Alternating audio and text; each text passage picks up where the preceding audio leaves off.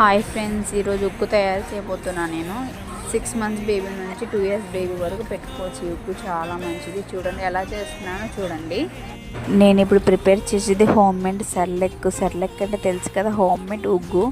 మన పిల్లలు చాలా ఇష్టంగా తింటారు. ఇవి 6 to 2 ఇయర్స్ బేబీ వరకు హ్యాపీగా పెట్టుకోవచ్చు. డైజెషన్ కూడా బాగా అయ్యిద్ది అనమాట.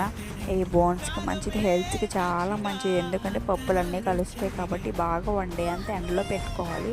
ఎండకాయపైన ఫ్యాన్ కింద పెట్టుకోవాలి. బాగా రోస్ట్ చేసుకుని పిల్లలు డైజెషన్ అవ్వడానికి ఇంకా వాము జీలకర్ర యాడ్ చేసుకుంటాం. నెక్స్ట్ మనం ఫ్రై చేసుకున్న తర్వాత మిక్సీ పట్టుకొని నేనైతే 2 మంత్స్ దాకా స్టోర్ చేసుకుంటాను.